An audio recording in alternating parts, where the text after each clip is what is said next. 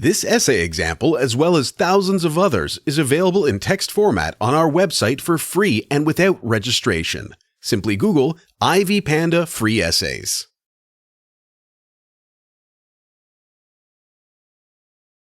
In the 1939 film adaptation of The Hunchback of Notre Dame by Victor Hugo, various characters are subjected to different forms of discrimination due to their social statuses, physical appearance, and even gender sex.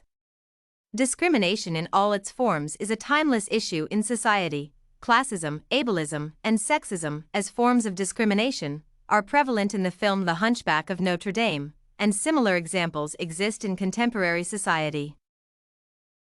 There are various sectors of society portrayed in the film The Hunchback of Notre Dame. Nearly all spheres that comprise modern-day society find representation in the film. The king, who plays a prominent role in the society portrayed, represents the leading authority or structure of governance. The clergy and the church find symbolism in the gigantic cathedral of Notre Dame. The cathedral, according to Tonkin, is a vindication of the Gothic style of art and architecture, still prevalent in many Western towns and cities even today. There are gypsies, street urchins, and all other members of society as can be found in any of today's modern society. Esmeralda herself is a gypsy, a factor that bears down on her sense of self because she experiences discrimination for her lifestyle on the fringes of society and the accompanying poverty. At one point in the film, Esmeralda prays and acknowledges her frustration at being an outcast. She wonders if her prayers will ever be heard because in her mind the prayers of other more economically endowed members of society should take precedence over her own. The society depicted in the film thus practices a level of classism as a form of discrimination. As a gypsy, Esmeralda and her companions experience a system of discrimination that leaves them economically underpowered and socially downtrodden, typical classism. In contemporary society, low-earning members of society who engage in all sorts of activities to earn their keep, as exemplified by gypsies, are usually relegated to the lower classes of society. In both the film adaptation and the book itself, one of the chief protagonists is Quasimodo, a hunchback variously described as ugly and portrayed quite grotesquely in the film. Quasimodo is the church bell ringer, an occupation that renders him deaf due to the loud sounds of the bell.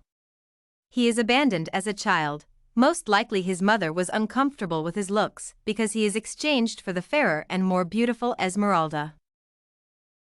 Throughout the film, people mock and deride Quasimodo for his looks and his disability. He is crowned the Pope of Fools during the Feast of Fools festival. According to Whittington-Walsh, people with physical and mental disabilities have been displayed for human entertainment and profit as human oddities for hundreds of years. Ableism, the practice of discriminating against another based on his or her physical disabilities, is meted out on Quasimodo.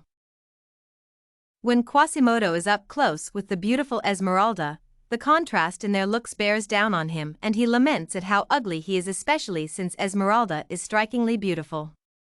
He describes himself as half man and half beast, stating that he is as shapeless as they come. Even the compassionate Esmeralda is revolted by his look to the point of not letting him kiss her hand. In various instances in the film, Quasimodo simply looks down at people from the cathedral's walls and wonders what it would feel like to mix and mingle with other people. He craves non-discriminative and non-judgmental human interaction. All his life, people have interacted with him based on their view of him as an ugly and deaf hunchback. In today's society, discrimination similar to the one experienced by Quasimodo is common. For entertainment purposes, many circuses have, within their ranks, either people with stunted growth or people whose bodily formation is unusual, and thus such people are deemed a source of entertainment. One of the worst genocides in the history of humanity was the Holocaust.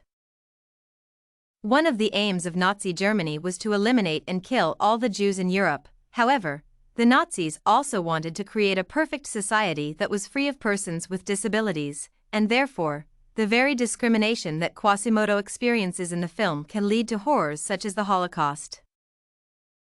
The Nazis rounded up all persons with disability, and interestingly, the gypsies too, and sent them to concentration camps where they would be killed.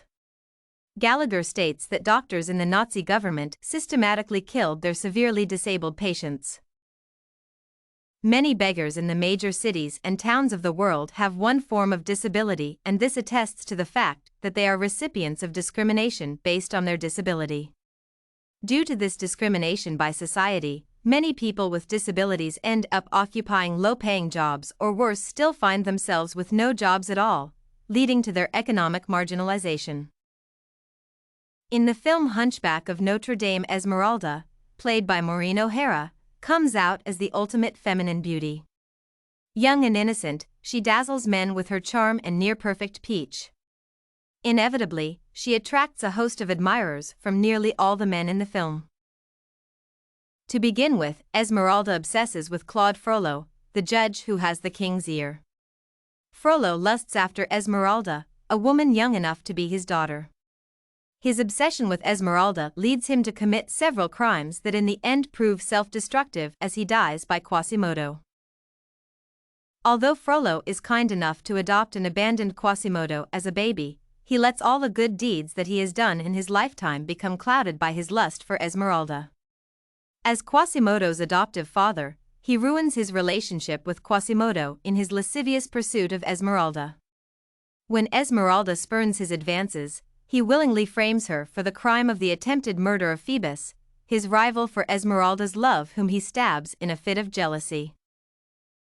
Therefore, as an innocent victim of sexism, Esmeralda gets the death sentence, yet the men in her life, who only desire to bed her, do not intervene. For instance, Frollo watches as Esmeralda is about to be hanged and does nothing, not even shedding crocodile tears. However, in the film, Esmeralda is saved before she is hanged. Similarly, Phoebus wants to take advantage of Esmeralda by having sexual intercourse with her.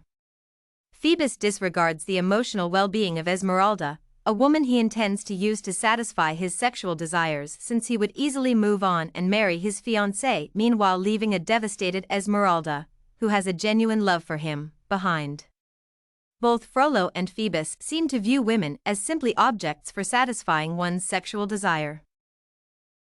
In conclusion, even as a film adaptation of a story from the 19th century, the film The Hunchback of Notre Dame analyses classism, ableism, and sexism as forms of discrimination prevalent even in today's society. Did you like this classism, ableism, and sexism in the 1939 film The Hunchback of Notre Dame sample? To get more works like this one, make sure to check out the free database of academic paper examples at ivpanda.com. You will find thousands of samples for all your study needs, without even having to register.